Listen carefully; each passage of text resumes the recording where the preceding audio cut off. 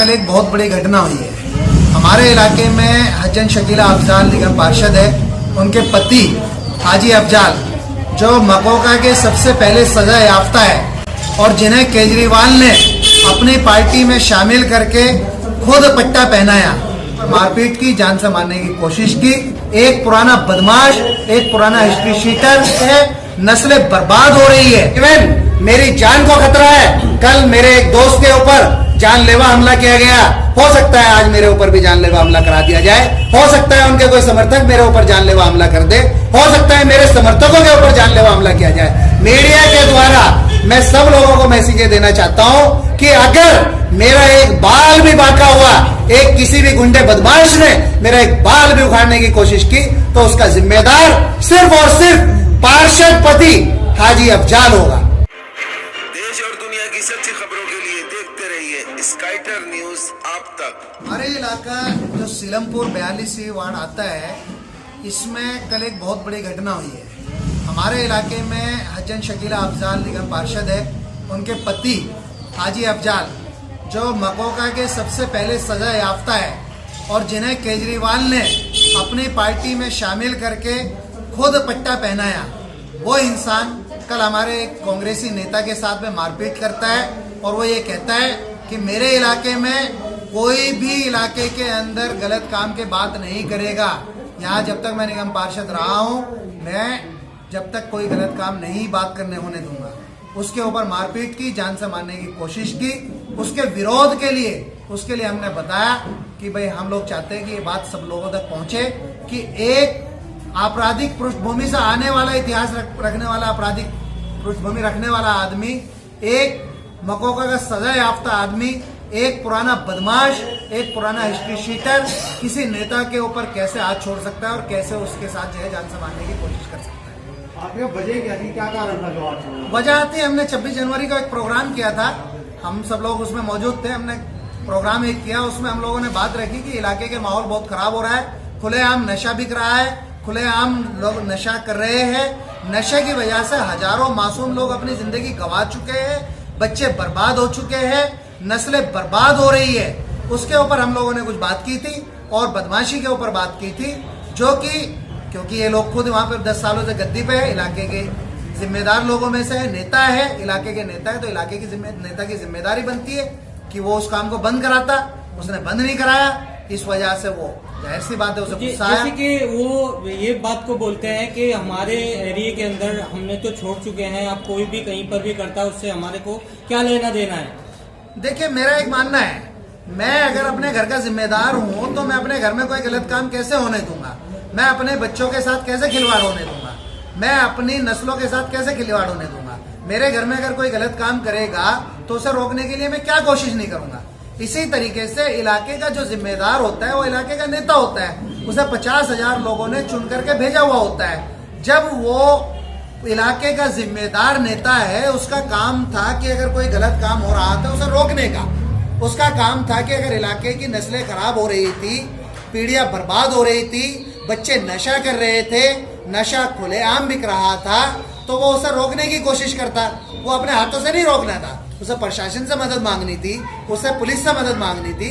अगर पुलिस उसकी मदद ना करती तो वो डीसीपी साहब से मदद मांग सकते थे, डीसीपी साहब उनकी मदद ना कर से तो वो जॉइंट सीपी साहब से मदद मांग सकते थे, जॉइंट सीपी साहब अगर मदद ना करते तो वो कमिश्नर साहब से मदद मांग सकते थे, कमिश्नर साहब भी उसकी मदद ना करते वो मुख्यमंत्री के पास मदद मांगने जा सकते थे, वो धरना दे सकते थे, वो होम मिनिस्टर साहब के पास जा सकते थे, वो प्रधानमंत्री के पास जा सकते थे, क्योंकि वो हमारे इलाके के चुनिंदा नेता थे और वो 50,000 लोगों के चुने हुए नेता थे। वो 50,000 लोगों के साथ अगर कोई गलत काम हो रहा है, नस्लें खराब हो रही है, इलाके में पीढ़ियां बर्बाद हो चुकी है, बच्चे नशा कर रहे हैं, अगर वो उसके लिए नहीं बोल रहे हैं तो वो गुनाह, मैं मानता हूं कि वो सिर्फ उसका गुनहगार इलाके का जिम्मेदार था, क्योंकि उसने कभी कोशिश ही नहीं की कि ये बंद हो, या उसने कभी ये कोशिश ही नहीं की कि मेरे बच्चे स्कूलों में जाएं, नशा ना करें। अगर वो कोशिश करता तो मेरे सामने लाओ, कितनी कंप्लेंटें उन्होंने डीसीपी साहब के यहाँ दिए, कितनी कंप्लेंटें उन्होंने जॉइंट सीपी साहब के यहाँ दिए, कितनी बार उन्होंने धरना प्रदर्शन किया है कि भाई मेरे इलाके में नशा क्यों बिक रहा है। मुख्यमंत्री के यहाँ कितनी बार गए हैं, नशे को लेकर के क्या लिखित में देकर गए, उसकी रिसीविंग दिखाई है मुझे। अच्छा, नशे का इनसे क्या लेना देना है? नशे का लेना देना उनसे नहीं है। मैं एक बिल्कुल नहीं कह रहा कि नशा वो बेच रहे हैं। मेरा कहने का मकसद ये है, इलाके के 50,000 लोगों ने उन्हें जिम्मेदार बनाया, इलाके का नेता बनाया, और एक इलाके के नेता की जिम्मेदारी होती है कि इलाके में कोई गलत काम ना हो, उनके इलाके में कोई बच्चा बिगड़े ना, उनके इलाके में कोई बच्चा अगर नशा कर रहा है तो उसे रोकने की कोशिश करे, उनके इलाके में अगर नशा बिक रहा है तो उसे रोकने की कोशिश करे। वो रोकेगा खुद नहीं, वो प्रशासन से मदद मांग सकता है, लेकिन प्रशासन से मदद तब मांगेगा जब वो चाहेगा कि मेरे इलाके में माहौल सुधरे। वो जब चाहेगा कि मेरे इलाके की नस्लें सुधरे, जब वो मदद मांगेगा। लेकिन आसिफ जी, आप कौन सी पार्टी से चुनाव लड़ना चाह रहे हैं? मैं कांग्रेस पार्टी का भावी प्रत्याशी हूं। कांग्रेस पार्टी से चुनाव मैदान में उतरने जा रहा हूं, और अब मैं इस जुल्म के खिलाफ आवाज पूरी मजबूती के साथ उठाऊंगा। इवन मेरी जान को खतरा है। कल मेरे एक दोस्त के ऊपर जानलेवा हमला किया गया, हो सकता है आज मेरे ऊपर भी जानलेवा हमला करा दिया जाए, हो सकता है उनके कोई समर्थक मेरे ऊपर जानलेवा हमला कर दे, हो सकता है मेरे समर्थकों के ऊपर जानलेवा हमला किया जाए। मीडिया के द्वारा मैं सब लोगों को मैसेज देना चाहता हूं कि अगर मेरा एक बाल भी बांका हुआ, एक किसी भी गुंडे बदमाश ने मेरा एक बाल भी उखाड़ने की कोशिश की, तो उसका जिम्मेदार सिर्फ और सिर्फ पार्षद पति हाजी अफजाल होगा। नेताजी, जिस तरह से आपने कहा, क्या परिस्थितियां हैं जो लोग इनके खिलाफ आवाज नहीं उठा पाते?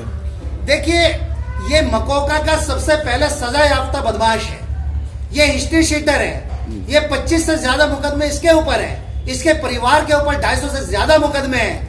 और जाहिर सी बात है, इतने बड़े मुकदमेबाजों से, इतने बड़े बदमाशों से, इतने बड़े हिस्ट्री शीटरों से हर आदमी डरता है, कोई भी आवाज नहीं उठाता है, और जो आवाज उठाने की कोशिश करता है तो उसके साथ ऐसा ही होता है जैसे मेरे दोस्त रियाजुद्दीन राजू के साथ हुआ।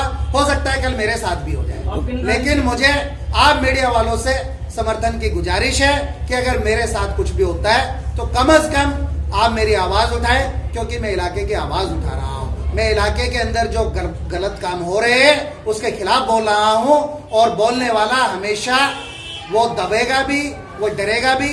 डर मुझे भी लगता है, डर मुझे भी लगता है, मौत से डर मुझे भी है। मुझे ये भी पता है कि ये बड़े बदमाश है, ये बड़े हिस्ट्री शीटर है, ये पुराने आपराधिक छवि वाले लोग हैं, लेकिन मैं इलाके की जनता के साथ धोखा नहीं करना चाहता।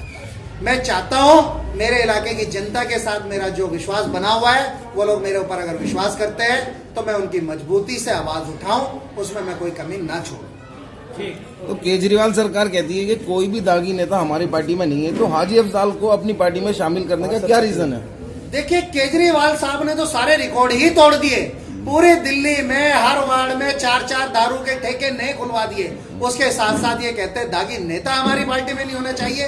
एक हिस्ट्री शीटर, दिल्ली का सबसे पहला मकोका का सजा याफ्ता इंसान, उसे आम आदमी पार्टी के संस्थापक अरविंद केजरीवाल जी, अब्दुल रहमान जी, अमानतुल्लाह खान साहब लेकर जाते हैं उसकी बीवी के साथ उसके घर पर, और वो उसे पट्टा पहनाते हैं। वो फोटो मैंने आप लोगों को शेयर किया है मीडिया में, और वो कहते हैं कि हम आपराधिक पृष्ठभूमि वाले लोगों को नहीं रखते।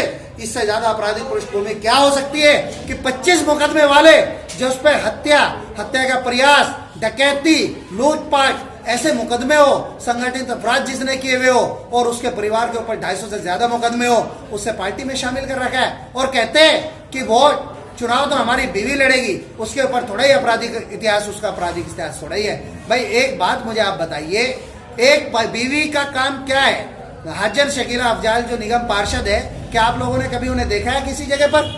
काम कौन करता है? काम हाजी अफजाल करता है। काम कौन करता है? काम हाजी अफजाल करता है। इलाके में हाजी अफजाल घूमता है, पार्षदी का इस्तेमाल हाजी अफजाल करता है। बीवी घर रहती है, बीवी का कोई काम नहीं है, बीवी किसी से मिलने नहीं जाती, धमकाता हाजी अफजाल है। अगर हमने कल पार्षद के खिलाफ बोला था तो हाजी अफजाल ने मेरे साथी के ऊपर अगर हाथ छोड़ा है तो उसका एक नमूना सीधा साधा सा उदाहरण है। अगर केजरीवाल सरकार और केजरीवाल जी को अगर शर्म आएगी तो मैं केजरीवाल जी से अपील करना चाहता हूं, उनकी छवि बहुत अच्छी है, उनकी पार्टी बहुत अच्छा काम भी करती है, वो ऐसे आपराधिक पृष्ठभूमि वाले लोगों के साथ बिल्कुल ना जुड़े। उनके फोटो का इस्तेमाल किया जा रहा है, उनका फोटो दिखा करके इलाके में उसका इस्तेमाल किया जा रहा है। ऐसे लोगों को तुरंत आनन फानन में पार्टी से निकालना चाहिए, और चुनाव तो बहुत दूर की बात है, उन्हें जेल भिजवाने का काम करना चाहिए। जिस तरह से कांग्रेस पार्टी के एक वरिष्ठ कार्यकर्ता के ऊपर हमला हुआ है कल, जो भी गुत्थम गुत्था हुई है, कहा सुनी हुई है, उसको देखते हुए आपको भी ये लगता है कहीं ये हादसा दोबारा आपके साथ भी हो सकता है? बिल्कुल हो सकता है। मुझे धमकी दी गई कि तुम नशे के बारे में बात नहीं करोगे, मुझे धमकी दी गई तुम इलाके की बदहाली के बारे में बात नहीं करोगे, लेकिन मैं डरने वालों में से नहीं हूं।